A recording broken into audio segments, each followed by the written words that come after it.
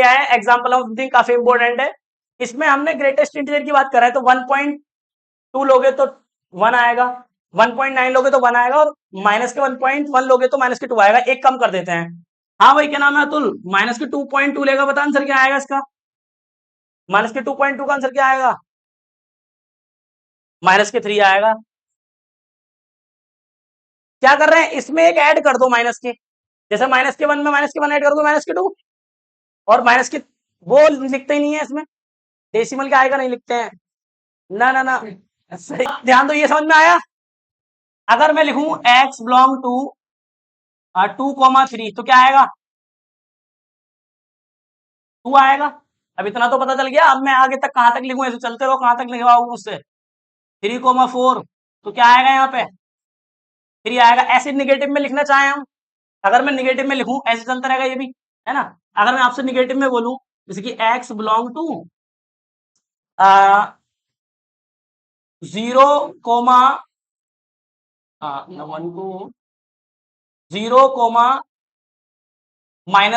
ना -1 नहीं, हाँ -1 ठीक है, 0,-1 तो बताओ क्या आएगा फिर, क्या आएगा 0,-1 लोगे तो, जैसे ये लिखा है 0 और यहाँ पे -1 तो -1 तो ओपन इंटरवल है, तो ये 0 यहां तक जाएगा जाएगा जाएगा बट -1 पे नहीं पहुंच पाएगा, तो क्या आएगा डायरेक्ट आंसर, 0 ही तो आएगा। अरे बात समझ में आ रही है नहीं, देख के बताओ जरा, ये क्यों बता रहा हूँ, इसके पीछे रीजन है, अभी देखते रहो। चलिए मैंने 0,-1 तो क्या आएगा बच्चा मेरा, 0 आएगा। ये निगेटिव में बातें चल रही है हमारी अब। ऐसी x बिलोंग टू -1 टू कितना, -2 ले लूं, कितना आएगा बताओ, माइनस के 1 आएगा। ऐसे ही मैं x बिलोंग टू -2 -3 ले लूं, कितना आएगा, -2। ये क्यों बताया जा रहा है, क्या पीछे इसके मेरा उद्देश्य है, तो मेरा उद्देश्य ये है इसका ग्राफ बनाना। अब ध्यान से देखो इसका ग्राफ कैसे बनता है।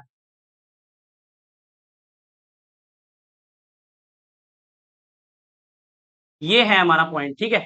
अब ये बताओ, पहले मैं पॉजिटिव से स्टार्ट कर रहा हूं, मान लो ये 0 है, ये 1, ये 2 और ये 3। ऐसे इधर -1 -2 और -3, ठीक है यहां तक। ऐसे ही उधर भी ऊपर 1 2 होगा, 1 यहाँ पे 2 और यहाँ पर 3। इधर -1 -2 और माइनस के 3। ग्राफ कैसे बनेगा था देखो, जब तुम 0 लोगे मतलब 0,1 पे जाओगे, 0 से लेके 1 तक में जाओगे तो कौन कौन आएगा, 0 आएगा 1 आएगा, 0 आएगा तो 0 पे तो इंक्लूड हो जाएगा और 1 पे एक्सक्लूड। आ रही बात समझ में। अब जैसे मैं यहां पे जाऊंगा 1 से 2 पे जाऊंगा, 1 से 2 पे देखो, यहाँ पे y की वैल्यू क्या है, y कितना है 1 है ना। यहाँ पे y की वैल्यू कितनी है 0, यहाँ पे y की वैल्यू 2, यहाँ पे y की वैल्यू 3, यहां से देख के बता रहे हैं, ठीक है ना। तो अब मान लो जैसे मैं आप किस पे गया, 1 पे गया, ये आ गई y की वैल्यू 1, यहाँ पे आया तो 1, जब मैं 1 से 2 पे जाऊंगा तो 1 तो इंक्लूड हो जाएगा, ध्यान दो यहाँ पे y की वैल्यू यही से तो चलूंगा, y की वैल्यू 1 ही तो है। ये बेटा y आते हैं, मैंने बताया ना फंक्शन होता है ये fx, तो एफ एक्स को क्या बोलते हैं वाई, तो वाई एफ वाई की तो वैल्यू है 0, फिर एफ वाई की वैल्यू 1। समझ में आ रही है, एफ एक्स को हम वाई बोल देते हैं, तो वाई है लिखा हुआ वो, एक तरीके से बोल सकते हैं। अब ध्यान दो, तो ये 1 तो इंक्लूड होगा, एक्सक्लूड कौन होगा, आ रही है बात समझ में। ऐसी अब कितनी है वैल्यू 3, तो यहाँ पे कहाँ है 3, यहाँ पे ये तो है 3, अच्छा 2 से 3 सॉरी, 2 से 3 तो 2 ये आएगा वाई पे, तो 2 तो इंक्लूड होगा बट 3 क्या होगा, होगा क्या इंक्लूड, नहीं होगा। ऐसे ही बढ़ाते जाओ ऊपर को, चलता जाएगा नहीं। अरे बात समझ में आ रही है यहाँ तक। ऐसे ही अब इधर आ जाओ, वाई निगेटिव होगा तो 1 को इंक्लूड करना पड़ेगा, ऐसे होगा बेटा इंटरवल, ठीक कर लेना इसको, इधर आते हैं। हाँ इधर क्लोज और इधर, अच्छा उल्टा कर दिया क्या मैंने, इधर ओपन इधर क्लोज, इधर ओपन इधर क्लोज, ये है। अब ठीक है, ध्यान दो बेटा, जैसे मैंने ये पॉजिटिव में लिया ऐसे ही मैंने ये निगेटिव में लिए हैं, ठीक है। तो 0 से -1 तक में क्या आएगा यहाँ पे, बोलो -1 ही तो आएगा, क्योंकि -1 इंक्लूड है। ऐसे ही -1 से -2 तक और -3 से -3 तक। अब जब आप 0 से 1 पे जाओगे तो क्या आएगा, ये तो इंक्लूड होगा, ये इंक्लूड नहीं होगा। इसी प्रकार से अब इसी प्रकार से फिर किस पे आएंगे हम, -1 से, एक तो यहीं आ गया, तो ये कौन -1 इंक्लूड होगा या 2, 2 इंक्लूड होगा। अरे बात समझ में आ रही है, जैसे उधर चल रहा है ऐसे ही। अब जैसे यहाँ पे फिर कौन इंक्लूड होगा, ये तो आ जाएगा, ये -3 इंक्लूड होगा। इस तरीके से इसका ग्राफ बनता है, समझ में आती है। अब मैं इन लाइनों को, इन पॉइंटों को मिलाऊं ना, देखो कितनी जगह ब्रेक हो रही है लाइन, हर जगह ब्रेक हो रही है, नहीं हो रही है। देखो यहाँ टूटी, फिर यहाँ टूटी, तो इसको स्टेप फंक्शन भी बोलते हैं। देखो स्टेप बाय स्टेप चल रहा है, ठीक है। अब एक बात बताओ तुम, जैसे ही इंटीजर आ रहे हैं, ये इंटीजर मतलब कि देखो यहां से यहां तक तो कंटिन्यूस है ये। जैसे अगर मैं यहाँ की बात करूं, 0 से लेके 0.1, 0.2, 0.3, 0. इन सबके लिए क्या है ये, कंटिन्यूस। जैसे ही इंटीजर आ रहा है वैसे ब्रेक हो रही है, ब्रेक हो रहा है ना, हो रहा है। अगर मैं 1.1, 1.2, 1.3, 1.4 सब पे चेक करूं, सब पे कंटिन्यूस आएगा।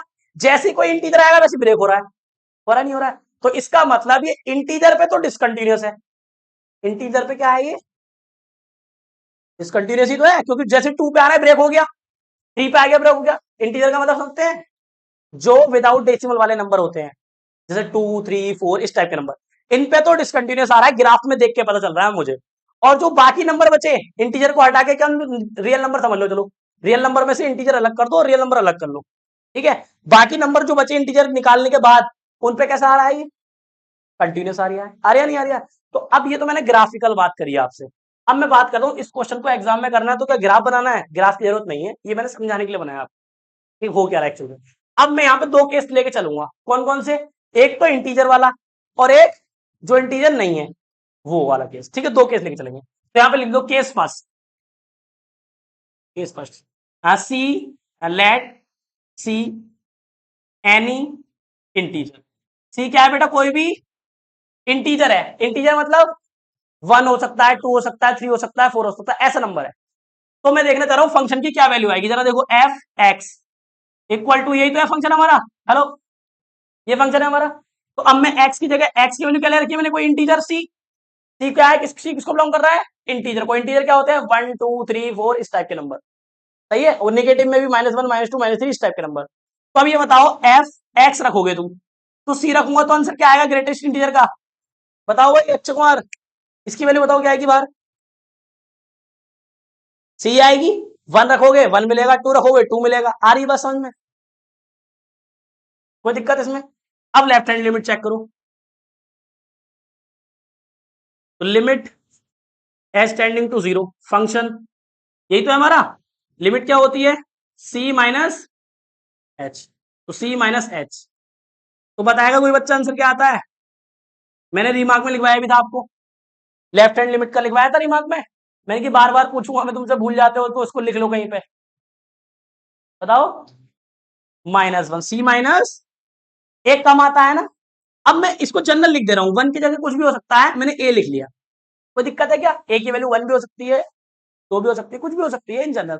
वैसे एक कम आता है हमेशा, तो मैंने जनरली लिख लिया है इसको ए। क्लियर हो रही है बात यहां तक, ये रटना तो नहीं पड़ रहा है इसको, ये आता है तुमको ऑलरेडी, मैंने सिखा रखा है पहले प्रीवियस लेक्चर्स में। चलिए अब ठीक है, ये निकल के आ गया। लिमिट रखोगे तो आएगी नहीं वैल्यू, लिमिट तो है नहीं, खत्म ही हो गई लिमिट। तो क्या आएगा, सी माइनस। तो लेफ्ट हैंड लिमिट और फंक्शन की वैल्यू अलग अलग आ रही है, चलो राइट हैंड में निकाल लेते हैं।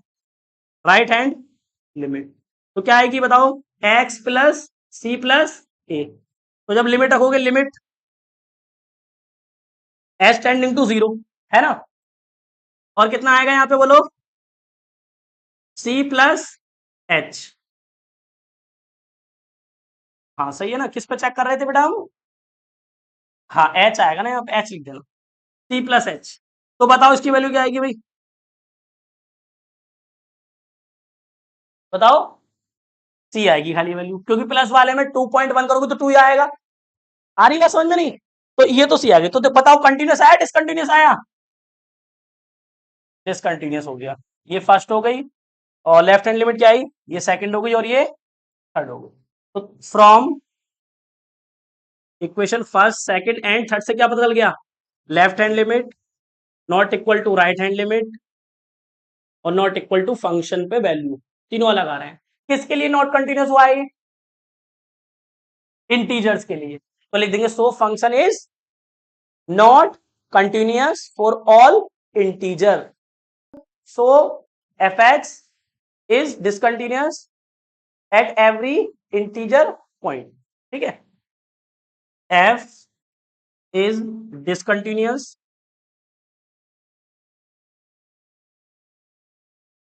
At every integer point. जो जितने भी इंटीजर पॉइंट है ना उनके लिए क्या है, ये डिसकंटिन्यूस हो गया। और वो हमें डायग्राम में भी शो हो रहा है इसमें फिगर में। अब हम किस पे चेक करेंगे? ऐसा सी लेंगे जिसमें इंटीजर नहीं होंगे, बाकी सारे नंबर्स होंगे। तो इस सेकंड केस देखते हैं, डिस्कस करते हैं। सेकंड केस इधर डिस्कस कर लेते हैं, ठीक है।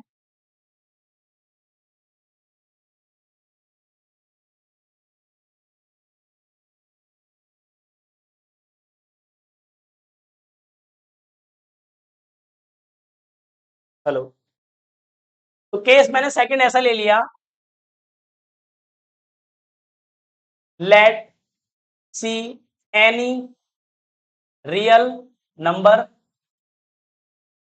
But not integer. सी जो है वो कोई भी रियल नंबर है बट इंटीजर नहीं है, इंटीजर को छोड़ के कुछ भी नंबर है। समझ में आती है बात? तो फंक्शन की वैल्यू बताएगा कोई बच्चा? एक्स बराबर सी पे चेक कर रहा है। तो एफ फंक्शन क्या है हमारा? ये फंक्शन है।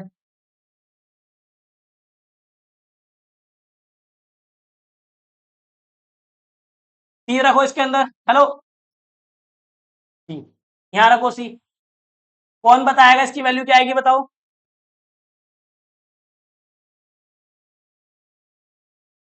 बताओ। है बेटा? डेसिमल में आएगी। आएगी वो तो डेसिमल में ही, सिंपल सी बात है। बट इसका आंसर डेसिमल में नहीं आता ना हमेशा। तुम एक बात बताओ, तुम इस बात को ध्यान रखो, ये इंटीजर नहीं है। तो अब इंटीजर कौन से नंबर होते हैं? 1 2 3, ये तो होते हैं इंटीजर। ये तुमने लिए नहीं है इसके अंदर। अब कौन से नंबर बचे? 1.1 1.2 1.3, ऐसे तो नंबर बचे। अब पॉइंट वाले नंबर बचे। इसमें पॉइंट वाले नंबर डिस्कस करूंगा मैं। अगर मैं 1.1 रखूंगा तो क्या मिलेगा? 1 मिलेगा। 1.2 रखूंगा तो कम मिल रहा है ना, हमेशा हमेशा कम मिल रहा है ना। 1.3 पे 1 मिलेगा। आ रही बात समझ में? तो कम हो रहा है नंबर, तो क्या आएगी वैल्यू फंक्शन पे? C-1। अब वो नंबर कुछ भी हो सकता है। मान लो अभी तो मैं 1.3 ले रहा हूं तो तुम्हें 3 लग रहा है, निकल गया। ये तो समझ में आ रहा है? तो 1.3 मतलब 3 तो हट गया वहां से, 0.3 हट गया ना, खाली 1 ही तो आया। अब मैं 1.999 लू तो भी तो 1 ही आएगा, तो 1.99 हट गया। अब तो उस 1 को जैसे C-1 लिखेंगे हम, तो 1 की जगह कुछ नंबर जनरल नाम दे दो उसको। क्या बोल दिया? जैसे मैंने इसमें ए बोला था ना, ए बोल दिया था इसमें। अब ए कोई भी नंबर हो सकता है, 1.3 भी हो सकता है, 1.99 भी हो सकता है। तो ये क्या आएगा जब वैल्यू निकालोगे? तो C-A। ये बात समझ में आ रही है नहीं? ये बात क्लियर हुई हुई? पॉइंट में वैल्यू आ रही है ना, 1.9 लेगा तो 1 ही आएगी। तो उसको लिखना पड़ेगा, मतलब कम कम हो रही है कुछ वैल्यू, तो वो मान ली मैंने ए कम हो रही है वो। ठीक है, क्लियर है इतना? अब बताओ लेफ्ट हैंड लिमिट लो, तो क्या आएगी? फंक्शन लेफ्ट हैंड लिमिट लिख देना यहाँ पे, लेफ्ट हैंड लिमिट। तो लो एक्स बराबर क्या आएगा? C-H रखो फंक्शन के अंदर। C-H बताओ कितनी आएगी वैल्यू? बोलो बेटा। C-H फंक्शन में से निकालो। और C एक डेसिमल वाला नंबर है, ये मान के चलना। C क्या है? एक डेसिमल वाला नंबर है, तो निकालो वैल्यू। जब डेसिमल वाले नंबर में से कोई नंबर हटाओगे, जो बचेगा वो भी डेसिमल में बचेगा। आ रही बात समझ में? मान लो 1.5 था, ठीक है। और तुमने ये जो एच है ये भी बहुत छोटा है, यही पॉइंटों में। तो घटाओगे तो जो नंबर बचेगा वो भी पॉइंटों में आएगा। और जब वो निकल के आएगा इंटीजर में से, मान लो कोई 1.5 नंबर था, उसमें से कोई 0.5 नंबर तुमने घटा दिया, कोई भी नंबर, तो जो नंबर बचा इंटीजर का था वो भी पॉइंटों में बचा। अब उसको इंटीजर से बाहर निकालोगे तो वो डेसिमल वाले नंबर लेगा नहीं, खाली एक नंबर आएगा। तो उसका भी आंसर भी तो यही आएगा, C-A। बोलो। अरे बात समझ में आ रही थी? क्लियर है इतना? हेलो। तो इसकी लिमिट रखोगे तो ये भी C-A आएगा। यहां तक समझ में आ रहा है? ये हो गई इक्वेशन फर्स्ट, ये कोई इक्वेशन सेकंड, और right hand limit, limit h tending to 0, क्या लेंगे आप, x बराबर सी प्लस एच, तो सी प्लस एच, बताओ कितना आएगा लिमिट में से निकल के, की वैल्यू बताओ इंटीजर की कितनी आएगी सी प्लस एच की,